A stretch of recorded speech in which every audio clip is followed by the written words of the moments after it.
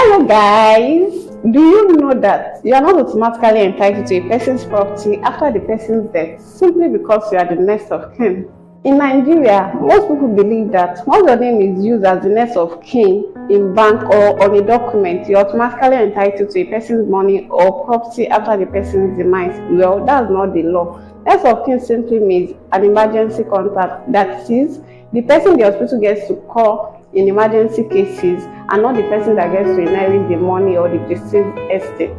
So when a person dies leaving a will, the properties will be shared to the beneficiaries in the will and not the next of kin. So what happens if that person dies without a will? If the person dies intestate means dying without a will, then the properties of that person will be subjected to the intestacy law. So does it now mean as a next of kin you can't get anything? Well, a next of kin can actually inherit your property if the next of kin is also a beneficiary in the will of that person, in the case of a person that dies leaving a will.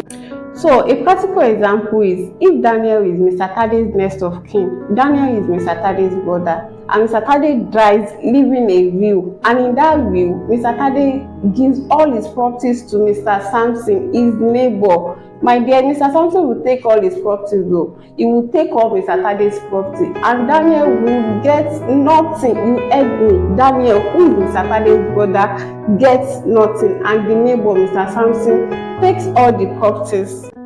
So, is there a way forward? Definitely there is a way forward. The way forward is if you don't want the law to decide who administers your property after your demise, or you want a particular person to inherit from you, you want your next of kin to inherit from you after your demise, my dear, please write a will.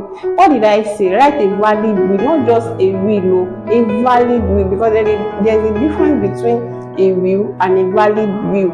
If the will is not valid, it can be contested in the future. It can be contested by any person that thinks he or she is entitled to inherit from you and the person was not made a beneficiary in that will.